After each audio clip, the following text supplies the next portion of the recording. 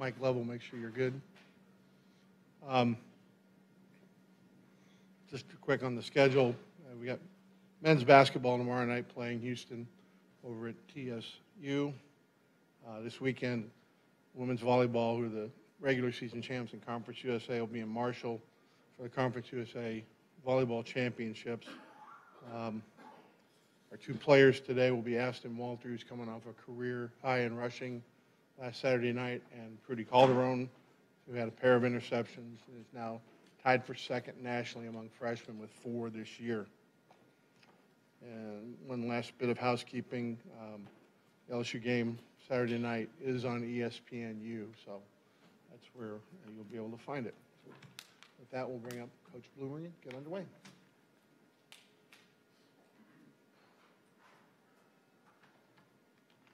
Welcome, everyone. Thank you for being here on this beautiful November day instead of out there sunbathing. I guess it's beautiful for North Dakota.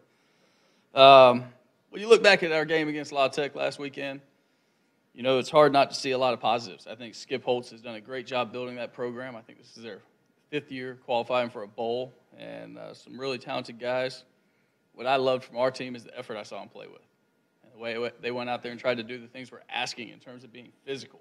And also some of the playmaking that's a huge deal. Now, I tell you, I stand up here every week and I tell them it's a zero-sum business. It's all about winning games, but I really believe we're getting closer to that. So that's exciting to me. Thought we had opportunities to win the game in the 4th quarter. Anytime you can get that thing to 1 score, especially in a conference road game, you got to feel good about it because we're going to get to the point where we finish those. And we just love being in that position. We take people to deep water and drown them. And that's what we're working to, is getting over that hump. That's a big deal for me right now. I think our defense has played really, really well for the last 6 quarters, and you got to take your hat off to our defensive coordinator, Brian Smith, and the plan he's put together. It's been really exciting to watch. I think our guys are tackling incredibly well. We're getting the takeaways that we talk about that we need to do for our football program, and just overall, we're really doing some great things on defense. I love that our freshmen are showing up all over the place, but especially on that defense. I think Prudy Calderon is playing better than maybe anybody in our conference in the last 5 games. Of course, the last 5 games, he's got 4 interceptions. Of course, he had 2 on Saturday, just doing some really good things. And the way that he is tackling, the way Trayshawn Chamberlain is tackling, another true freshman in Trayshawn, he had another turnover in that game, had the fumble recovery. So, again, just some really exciting things going on the defensive side. Offensively, I was proud that we were able to run the ball. Not the way we want to, but we took positive steps forward, and largely because of Aston Walter. Because he was running behind his pads, beating people with his pads, falling forward, running over people, and just doing not just what the run was blocked to do. He was getting extra yards. And I thought that was a really good step for our offense. Again, not where we want to be, but certainly not where we were 2 and 3 weeks ago. So taking some strides there. I thought that Sean's pass on the first drive of the 3rd quarter, the one that Aston Walter hauled in and turned into a touchdown, was an unbelievably good throw on a 3rd down. I thought what Austin did with it was spectacular. Not just running the ball down, but then not letting that guy who had a hand on his shoulder pad get him out of bounds or get him on the ground and finishing it. So another thing that I thought was just a real physical play, the stuff we need to do, and then an explosive play. The negatives offensively were really clear. We can't turn the ball over. And Sean is well aware of what our expectation is. He understands we can't turn the ball over 3 times, and it's unacceptable. So that's, again, we're trying to grow, trying to stay in a world of ball security. Thought, again, we did some really good things as you look at where we were from a discipline standpoint. I believe we had 1 penalty in the ball game. So our guys continuing to do that well, really aside from 1 ball game this season. So that's all good stuff. I think that the way that our guys are working and the way that they're coming in here and doing the things that it takes to win games just give me all the hope in the world. They really do, that we're going to turn that corner. And it's so exciting to me because I look at now that we've played every team in the West of Conference USA, and I look at them top to bottom, and I think that we can really make some strides and get ourselves in position to win those games going forward. And you look at them, aside from one, we were in deep water. We were within a score in the 4th quarter of those games. So that's exciting stuff. Love the way the guys are working. Love the way they're coming in here and really attacking this thing the way they need to. And this Saturday, we got an opportunity to go into one of the premier venues in college football, going into Death Valley, 6:30 on a Saturday night. I think it's so exciting for our kids. I think every one of them's dreamed about it. I dreamed about it as a kid, getting a chance to go in there and play. It's going to be a ton of fun. The things that we've really stressed to them is, guys, look, you look at the roster 1 to 22, and they're going to be more talented than us. They're going to have more guys with stars by their name in terms of recruiting rankings. But every week in college football, you see a team go in there to one of those places, and you see the score on your phone, and you're like, wow, those dudes beat them? And guys, it just happens every week. It happens every week. And so we got to go in there and worry about what we can control, worry about our jobs, and playing the best football we can, and we'll be happy with the results. The thing I also told them we can't do is we can't come out of that tunnel and let Death Valley or Mike the Tiger score points for them. We've got to make them line up across from us, go toe-to-toe, and earn everything they get. And then we've got to give it back to them. We've got to give it back to them. And that's what I expect from our guys. I expect it to be a chance for them to go out in this great stage in front of 100,000 people and play their butts off and try to perform on the highest stage possible against one of the top teams in the Southeastern Conference. It's just an incredible opportunity that I'm really looking forward to. So, again, what you dream of when you sign up to play college football, and we got a chance to do it this Saturday night. One housekeeping note before I open up for questions is Joe Dill will no longer be with our football team. I did talk to him yesterday, and we've got a plan to keep him in school as a Rice student and try to make sure he gets his Rice degree so he can change his life. With that, I'll open up for questions. Coach, do you have to somehow protect from getting too overhyped when you get in that situation on Saturday night? I think so because, again, like that's a stadium when you walk out there. It didn't matter when I was at Alabama and we went in there. I mean, you walk into that stadium and you're like, wow, let's go. Like, this is freaking awesome. So, yeah, don't peak too soon is going to be a message, right? Like pregame warm-ups, we're going to look around. And, again, you see Mike the Tiger. He's an impressive freaking creature. But, you know, he's not going to score any points. He's not going to get any first downs or make any tackles. But it's going to be cool to walk in there. I'm excited to take these guys in there. Mike, what is the message to your team when you know that nobody outside your organization thinks you have a shot? When you tell them that, when you talk to them, they'll read it, they see it. How do you handle it? You know what, Mark? It's been the same situation for the last few weeks. Like, we went into that game against La Tech. I think we were a 24-point underdog. That's exactly what we talked about at the hotel. Nobody outside of these walls believes we can do it, and we know we can. So let's go. Let's just go play football. Enjoy every minute. When you watch them, both sides of the ball, what's the thing to stand out? Overall team speed is one. Great length.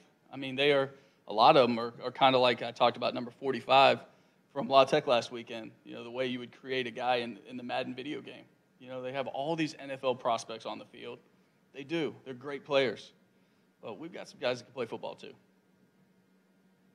Mike, we often hear about a quarterback as a weapon, a running back as a weapon, a wide receiver. Is your punter a weapon for you? He certainly has been, you know, and I think he is a guy that should be up at the very top of that Ray Guy watch list. I think he should win the award, quite frankly, if you look at his body of work, what he's done this season.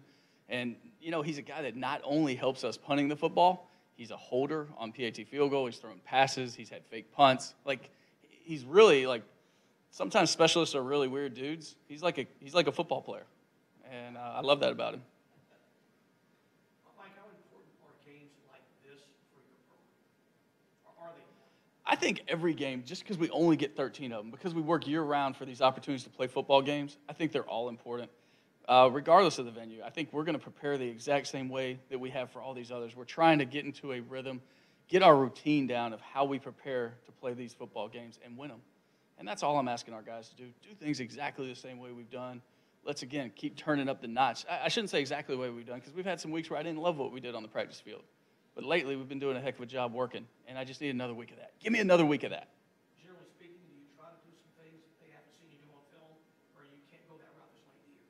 Oh, no, I think you can. I think you're always going to look at how the X's and O's draw up on the board and what presents the best way for you to be successful. And then you're going to look at matchups. And, you know, is this a matchup that we've got to overcome? What's our plan for it? Is this one we feel we can actually take advantage of? Great, let's do it. Let's get it. And sometimes it's going to be the flow of the defense. Sometimes it will be a one-on-one matchup. You know, I know that they've got a lot of guys down right now. It's week 12 of the football season. And but they're going to have another five-star jump right up in its place. So it's not like they're going to be down from a personnel or a physical standpoint. So we're going to have to go earn everything. But, yeah, there's definitely things that we haven't shown on film we will try to do this week.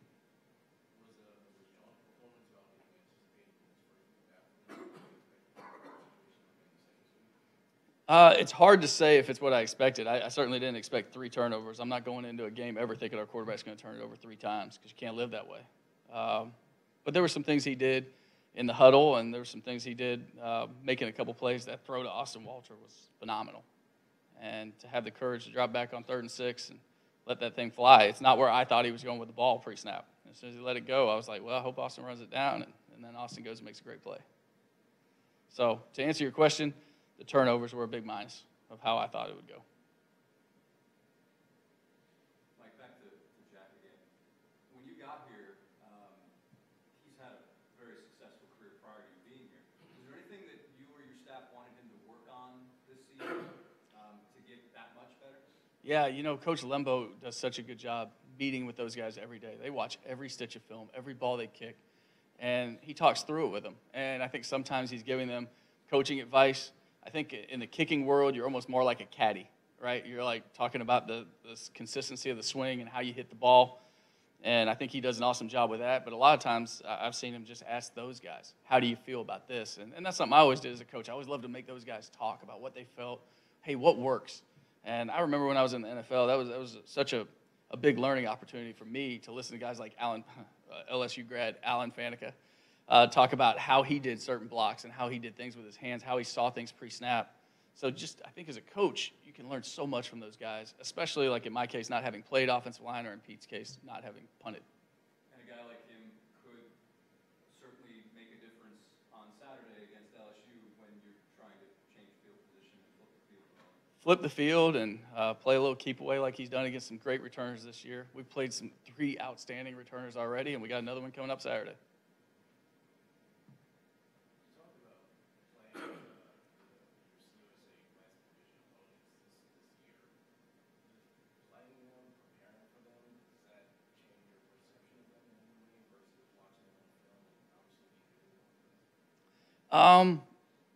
It's always good to see your schemes and guys that you've coached go out there and try to perform those schemes against them, right? For better or worse, you learn. And seeing them on film against a scheme I didn't know last year, I don't know that I had the best gauge of who these guys were. So now having played them and seeing that everybody against UAB we matched up okay with, and knowing the development I see this team having and the injection of new talent that we're going to bring in, I'm just really encouraged. Certainly not saying that, we can line up and play them all back-to-back days and beat them all right now, but I'm just encouraged. That's the bottom line is I look at them and I'm like, okay, maybe we're not that far away. Let's go get it.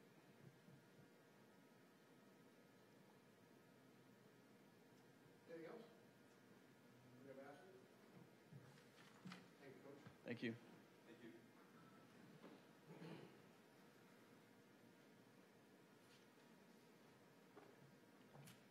Hello, how's everybody doing? So a little bit about the game last week. Ultimately, we didn't get the result that we wanted, which was to win. And every single time you play this sport, you play to win a game. I don't think you ever go in a game just thinking like, oh, you'll be okay with a loss. No, we're not okay with that, and we're going to do everything it takes to get a win by the season.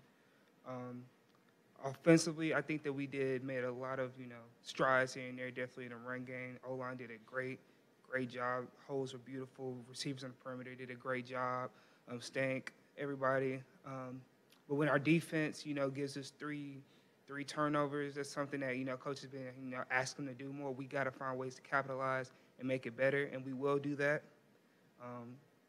La Tech was a great team, well coached and everything. Hats off to them. And, we just got to focus on us and what it's going to take to be able to get a win this week. This week, play against LSU. And the thing that I think a lot of you realize, we played against a lot of, big-type players with Ed Oliver, U of H, people from Hawaii, Jalen Ferguson last week. We played against those big-time players. Now, this team may have a lot more than everybody, but we've been there and we played that. It's just all about how we're going to do it. We're going to execute, do our job, do what the coaches ask us to do it the way they want us to do it. And I believe we do that, we'll have a good chance of being successful. Coach is very fired up about going into Death Valley. How are you feeling about, how's the team feeling about that opportunity? Hey, it's a great opportunity because let's be honest, in our conference, not many games you have about over 50,000 people being there, you know, Mike the Tiger, everything, the whole SEC field. We don't get those every single day. So what are you going to do with that opportunity? Are you going to fold under the pressure? Are you going to live under it, thrive under it, make the most of your opportunity so you can give it to your kids one day? Hey, I went into Death Valley. I gave it all I got. Let's see what happens. So it's a great opportunity. What would it feel like being the every down back for the first time in your career in that game? Well, it was a great honor. And first, I want to thank my Lord and Savior Jesus Christ, because without him, the opportunity wouldn't even came. And one thing that I've learned, you know, just being a transitioning, I first came here as a receiver. You know, I played quarterback in high school, so I had to learn onto that. Then I switched over to corner, I had to learn onto that. Then running back, had to, you know, follow, learn from that as well. So I think one thing I learned is about patience, learning, and when you get your opportunity, you got to make the most out of it. Because all you can do is get the opportunity, and once you get that, you have to do what you can with it. And so I just want to, you know, be able to, you know, make my coaches proud, make my father proud, my mother, my whole family proud. And so, and also comes back to my brother. You know, he's been a running back the whole life, and he's all-state running back. And in my eyes, I think that he's the best running back in the world. So just learning from him, everything I can, I just, you know, hope I did some service and did good with this opportunity. Asking on that same note, how long would you say it's really taken you to make the transition? I know you ran a little bit in high school, but you just hand off to Austin, was all good. Kind of talk about the transition that you made from quarterback, receiver, to running back, and really good. Well, I feel that running back has been my most natural position. And I'll be honest, I think it's way more natural than receiver or defensive back. And it's just like whenever was in quarterback in high school, I'm not throwing it. What am I doing? I'm running it. So I believe that the transition was good. The biggest thing I always worried about was, you know, eventually getting the route running and catching and pass proing it. But everything has come so natural to it. So the transition has been my best one. I just wish I would have done it earlier, to be honest. So, yeah. Like I asked Mike earlier, what is it like for you guys as a team when you're playing in a game where nobody outside your organization makes you have a shot? What's that like, me against the world type deal? It's amazing, because you know that you're going to war with somebody who you know what he's about, he knows what you're about, and y'all believe in each other. It's just like, you know, simple family brotherhood. Outside of my family, outside of my brother, I don't think that, you know, a random person on the street is going to believe in me the same way my brother does. So being able to take these experiences, this last void, like, let me use my brother for example. We've been playing with each other since we were about 4 years old. This is probably one of our last 2 opportunities to be able to play together. And so just, you know, I believe in him, he believes in me, as I do my other teammates. It's just a wonderful opportunity to be able to just go up there and say, hey, you know, nobody thinks we can do this. Let's do this. Let's do this together. So.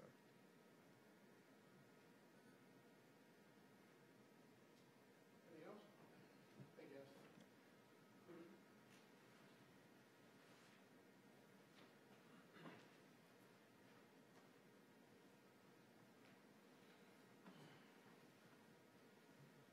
Just to overall summarize, you know, last week and how we've been doing, I think we're making strides, not only as a defense but as an offense. I think, you know, ultimately our effort, energy is as high as it's ever been. I think we're really positive, and you know, we go into every game with a mindset that, you know, we're going to attack this game, put our best foot forward, and control what we can control, and let everything sort itself out. I think that you know, we're doing a real good job at it. I think.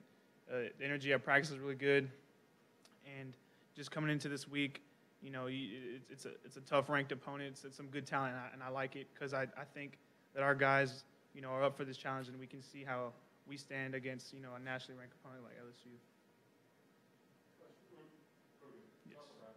How much began to slow down from the beginning of the season to now transitioning from high school to college? Because 4 interceptions by D, especially on freshman on this level, it doesn't always often happen. I've talked about it a little bit with my family, my friends. I think the biggest thing it was for me, and like for any freshman coming into making the transition, is just the confidence.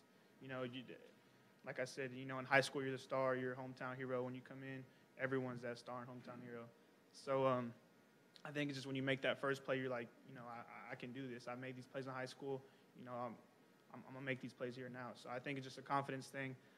Just believing in myself, trusting my coach, and that's the biggest part. You know, my coaches and my teammates put me in great spots to make plays. So, you know, I owe it to them to make those plays. How hyped up are you going to be on Saturday night? Oh man, you know, it's a blessing. You know, you thank God for allowing you to be in this position. You know, like Coach Bloom said, as a kid growing up, you know, you dream playing there.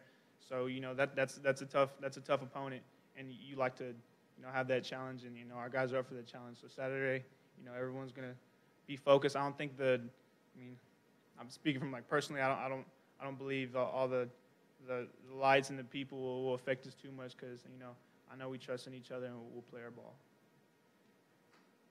When we talk about the transition of defense and how well you guys have made that transition from the start of the season to now, where you were looking to generate turnovers, now you're actually generating turnovers. I think just the overall improvement of the sense of urgency. You can feel it in games, you can feel it in practice, and that's another big part. Just changing how we practice. So, just you practice how you play. So making those plays in practice, you're going to make them in the game. So just the overall sense of urgency as a defense is really improved, and getting the ball back to our offense so we can try to win games. That's the biggest thing for us, and I think we've done a real good job adjusting and picking up our tempo. I know it's early in the week, but can you talk about LSU's offense, some of the things you've seen on tape? Oh yeah, they're just. I've watched a couple of games, against other opponents, and one thing just stands out is the speed. Their overall talent. As a group, we have they have receivers on the outside that are tall, long, and can go up and get the ball. They have receivers on the inside that can go and make big plays happen. So you just got to be on your toes playing against the teams like this who they have that one-shot capability. They have a good running game, a good scheme. So just like I said, we have to come into this game focused and realize that, we just got to put our best foot forward and let everything else sort itself out. We want to ask this question, but all three of you always talk about Michael Tiger. Let's talk about how significant Michael Tiger is to this game. Oh, man, just, you walk into a stadium and you see a Tiger, you're like, what's going on here? So, I've never personally been to a game or seen that in person, but, that's just a cool little experience, I guess, to have at your game. But I don't think it's going to affect us too much, so we'll be fine.